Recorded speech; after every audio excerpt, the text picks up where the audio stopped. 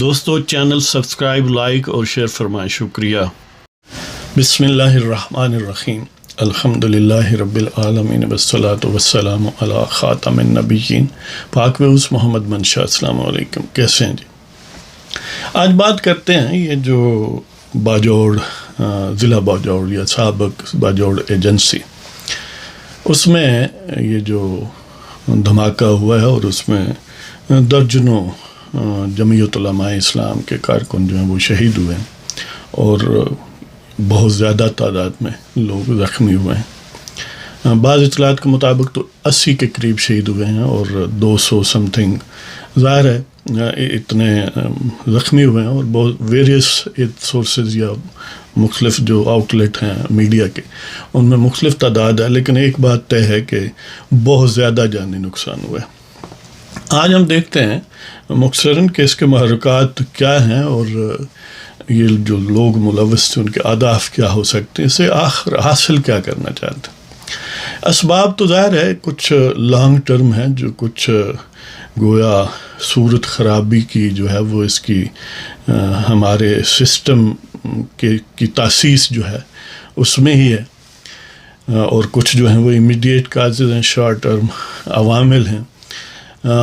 Long term میں تو یہی ہے کہ پاکستان میں طاقتور لوگوں نے ہمیشہ عدم استحکام کو یقینی بنایا ہے،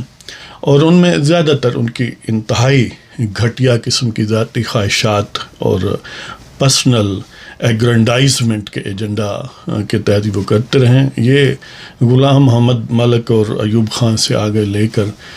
آپ کہاں تک جائیں جی، ریسنٹ دیکھ لیں، باجوہ نام کا ایک شخص تھا اور ایک فیض حمید تھا اور ثاقب نثار تھا اور کھوسا تھا اور کچھ بندیال ہے اور وغیرہ وغیرہ۔ اس لیے کہ بظاہر یہ ایک فارفچڈ آئیڈیا لگتا ہے کہ پراکسیمیٹ کاز یہ نہیں لگتی کہ دیکھیں اس کا ذمہ دار ثاقب نثار کیسے، اس کا ذمہ دار ایوب خان کیسے، اس کا ذمہ دار سپوز پرویز مشرف کیسے ہے، وغیرہ وغیرہ۔ لیکن حقیقت یہ ہے کہ جب بھی کوئی اسٹیٹ جو ہے اس کو بے یقینی کی کیفیت میں رکھا جائے، اسے نہیں پراپر چلنے دیا جائے، تو اس کے کئی ریپرکشنز اور اس کے کئی نتائج آتے ہیں، جن میں سے ایک تو ظاہر ہے عوام میں غیر یقینی اور اپنے مستقبل کے متعلق زیادہ فکر کے انہیں محسوس ہوتا ہے، نہ ان کا حال ٹھیک ہے، نہ ان کا ماضی ٹھیک تھا، نہ ہی مستقبل میں کوئی خاص انہیں اچھے آثار نظر آتے ہیں۔ تو یہ بذات خود ایک گویا بریڈنگ گراؤنڈ ہے ایسی تنظیموں کا، ایسے کرداروں کا جو لوگوں کو شکار کرتے ہیں اور ان سے لوگوں کو ریکروٹ بھی کرتے ہیں۔ اور کچھ یہ ہے کہ ظاہر ہے انتظامی طور پر اسٹیٹ جو ہے وہ مفلوج رہے گی، تو وہ اسے تو ہمیشہ یعنی جس طرح وہ کوئی شخص ڈوب رہا ہو تو اس سے بزنس کا معاملہ تو وہ نہیں سوچے گا نا، وہ تو سمپلی اپنی سروائیول کی اس وقت جنگ لڑے گا، وہ سوچے گا۔ تو اسٹیٹ بھی گویا ہر وقت ڈوبنے کی کیفیت میں وہ رکھتے ہیں، تو اسے جو بھی کوئی کوشش کرتا ہے اسٹیٹ کے ود ان یا اسٹیٹ کے ود آؤٹ کہ یہ معاشرہ جو ہے وہ فلورش کرے، تو انہیں ڈے ٹو ڈے سرگرمیوں پر ہی انحصار کرنا پڑتا ہے۔ وہ لانگ ٹرم پلان کر نہیں سکتے یا کر کے اس کو ایگزیکیوٹ نہیں کر سکتے، لہذا ظاہر ہے اس پر بہت ساری باتیں کی جا سکتی ہیں۔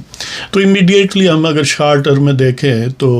یعنی جب پرویز مشرف نے پاکستان کو بطور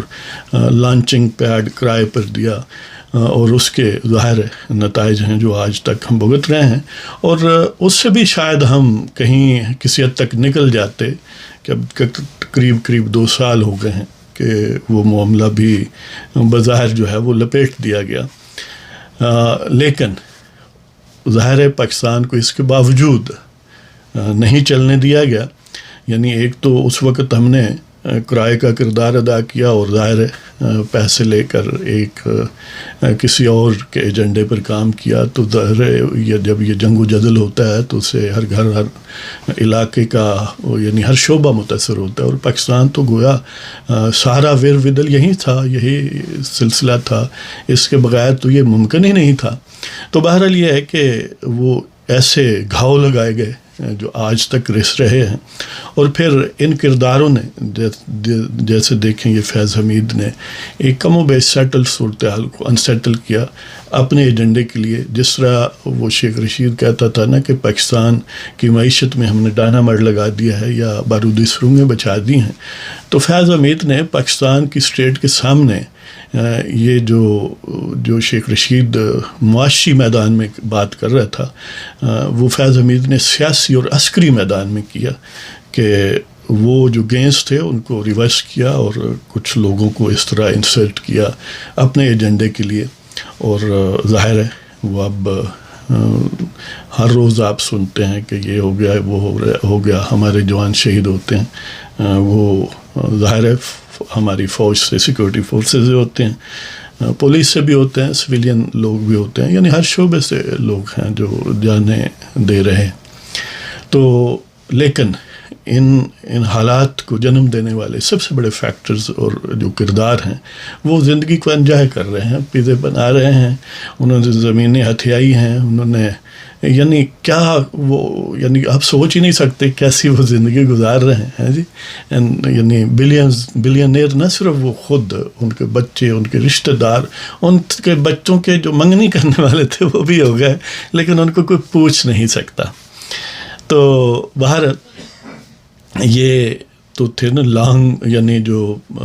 وہ کردار ہیں جو انٹچیبل ہیں. ویسے انٹچیبل تو ڈاؤن ٹروڈن لوگوں کے لیے انڈیا میں یوز کیا جاتا ہے, لیکن یہاں پر انٹچیبل اس کے ریورس ہیں کہ جو گویا جن کے لیے اسٹیٹ موجود ہے, جن کو سرو کرتی ہے, جو ابو دی لا ہیں, جو پریکٹیکلی سوورن ہیں پولیٹیکل ٹرمز میں اگر سوچیں تو بہرحال ان لوگوں نے اس ملک کو کنگال بھی کیا, اس ملک کو اپاہج رکھا, اس ملک کو گھاؤ لگائے اور پھر وہ محفوظ بھی رہے. اب دیکھ لیں کہ مشرف تھا, اس نے سپریم کورٹ یا ساری کورٹس, ہائی کورٹس میں ان کو گویا گھر بھیجا اور بڑی تذلیل کی, آئین کو توڑا, پامال کیا. اور پھر سپریم کورٹ ہی کا فیصلہ تھا کہ اس کو پریسیکیوٹ کیا جائے, اور نواز شریف کی حکومت نے اس کو پریسیکیوٹ کیا, تو پھر سپریم کورٹ ہی پھر ٹاؤٹ بنی ان لوگوں کا, اور اس اپنے ہی فیصلے کو امپلیمنٹ کرنے والے کو اسی پاداش میں کئی بہانوں سے پاناما, ڈرامہ, یہ وہ سزا دی, ملک جلاوطن کیا اور ملک کو بغض نواز شریف میں پھر اسی ہی جان کا شکار کیا. گویا ایک پھلتے پھولتے ملک کو جو ٹریک پر آ رہا تھا, آ گیا تھا, اس کو پھر ڈی ٹریک کر دیا. اور مقاصد صرف یہی تھے کہ جتنے یہ گھٹیا کردار تھے اتنے ان کے گھٹیا مقاصد تھے. تو بہرحال یہ جو ثانیہ ہوا ہے اس میں جنہوں نے جانیں دی ہیں ان کے لیے دعا گو ہیں. اللہ تعالیٰ ان کی شہادتیں قبول فرمائے, ان کے لواحقین, ان کے پسماندگان کو صبر جمیل عطا کرے اور انہیں اس کا بدل عطا فرمائے. اور جو ہمارے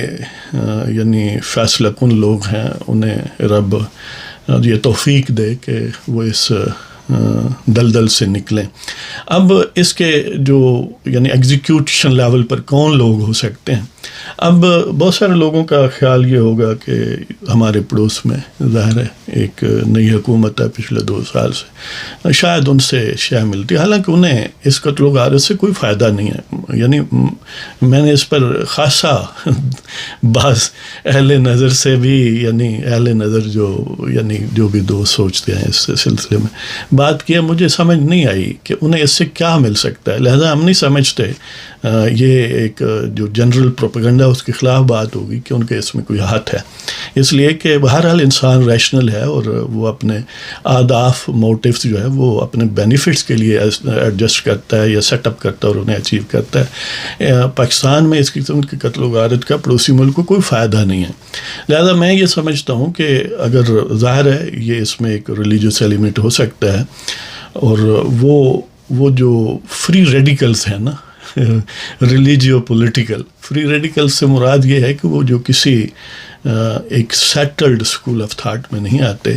ان برینڈڈ ہیں, فری بوٹرز ہیں یا فری لانسرز ہیں, انہیں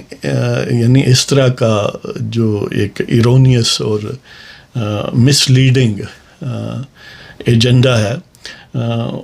وہ جو کانٹ چھانٹ کر کے جو تصویر پیش کرتے ہیں بعض یعنی دینی معاملات کی، تو اس میں یقیناً وہ جو سادہ لوگ ہیں وہ شکار ہو جاتے ہیں. اب دیکھیں جو بظاہر اس میں امیڈیٹ شکار ہوئے ہیں وہ بھی دینی لوگ ہی ہیں، یعنی جمعیت علماء اسلام پاکستان میں جو دینی سیاسی پارٹی ہیں ان میں سب سے آگے ہے، سر فہرست ہے. لہذا میں یہ سمجھتا ہوں کہ یہ الٹیمیٹلی بے شک ان میں کوئی ایک فلم، ایک تھن لیئر کہیں ہو ریلیجیو پولیٹیکل یعنی آئیڈیالوجی کی بھی، لیکن حقیقت میں پاکستان کو ڈیسٹیبلائز کرنے والے فیکٹرز ہیں جن کے دست و بازو ظاہر ہے آن گراؤنڈ پاکستان کے ودن ہیں، لیکن بیرونی آپریٹرز ہیں. اور آپ کو پتہ ہے کہ انٹرنیشنل لیول پر پاکستان بعض لوگوں کو بڑا کھٹکتا ہے. ہمارے مشرق میں بھارت سے ظاہر ہے وہاں پر ہندوتوا والوں کا یعنی عمل دخل ہے، اور وہ بڑے یعنی اسی قسم کے ایول ڈیزائنز رکھنے والے ہیں. اور دوسرا پھر یہ ہے کہ پاکستان عدم استحکام کا شکار ہو، خاص طور پر اس کا نارتھ ویسٹرن بارڈر جو ہے، تو وہ ایک اور بھی اس میں سامنے چیز آتی ہے کہ جو سی پیک ہے، ظاہر اس میں بھی انٹرنیشنل قوتوں کا تصادم ہے بڑی حد تک. تو یعنی تانے بانے کہیں بھی جا سکتے ہیں کہ سی پیک کو روکنے کا ایک طریقہ یہ بھی ہے کہ پاکستان کو عدم استحکام کا شکار رکھا جائے، اور اس کے لیے یہ نسخہ استعمال ہو سکتا ہے. تو خاص طور پر پھر اس میں ایک مہلک پن یہ بھی ہے کہ بظاہر ظاہر ہے کوئی اب دونوں طرف یہ ڈبل ایجڈ سورڈ ہے کہ کئی ایسے لوگ ہوں گے جو اس کو ڈائریکشن دیں گے کہ یہ کوئی خاص مذہبی گروہ کی طرف، اور دوسری طرف بھی مذہبی گروہ ہے جو نشانے پر ہے، سو گویا اس کو پرپیچویٹ کرنے کی کوشش کریں گے. تو بہرحال جو پاکستان میں انٹچیبلس ہیں، جو مقدس گاہیں ہیں، جو پاکستان کا ستیہ ناز پھیرنے کے باوجود ایزیلی رہ رہے ہیں، پاکستان پریویلیجز انجوائے کر رہے ہیں، وہ جو لیجیٹیمیٹ حاصل کی اور وہ جو اللیجیٹیمیٹ انہوں نے گینز کی اور پاکستان کو ذبح کر کے اب زندگی کو انجوائے کر رہے ہیں، وہ یعنی کہیں چکوال کا فیض حمید ہو یا وہ وزیر آباد کا باجوہ ہو، بہرحال اس علم کی یہ تو ایک سمبولک سینس میں بات کر رہا ہوں. ظاہر ہے آپ سب جانتے ہیں کہ وہ کون لوگ ہیں. وہ کیا کہتے ہیں نا کہ جھلے نہ مارو جھلے دی مان مارو. اصل جب ان لوگوں کو آپ ایگزمپلری یعنی پنشمنٹ ہوگی، ان کو قانون کے دائرے میں لایا جائے گا، ان کے کرتوتوں کے سبب سے ان کا حساب لیا جائے گا، تو پھر یقیناً آئندہ اس قسم کے جو یعنی ٹینڈنسی رکھنے والے لوگ ہیں وہ ڈسکریج ہوں گے. لیکن وہ کیا کہتے ہیں کہ ہنوز دلی دور است، این خیال است و محال است و جنو، لیکن پھر بھی خواہش کرنے میں، تمنا کرنے میں، دعا کرنے میں اور کوشش کرنے میں حرج ہی کیا ہے. تو بہرحال اللہ تعالیٰ پاکستان کو محفوظ رکھے، پاکستان کے عوام کو محفوظ رکھے، اور ترقی کی راہ پر وہ گامزن ہوں، اور پاکستان کے دشمن جو ہیں وہ ہمیشہ نامراد رہیں، انشاءاللہ نامراد رہیں گے. پاکستان زندہ باد،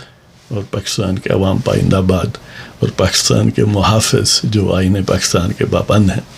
وہ بھی زندہ باد. تو اللہ تعالیٰ آپ سب کو خوش و خرم رکھے. اجازت چاہتا ہوں جناب. خدا حافظ.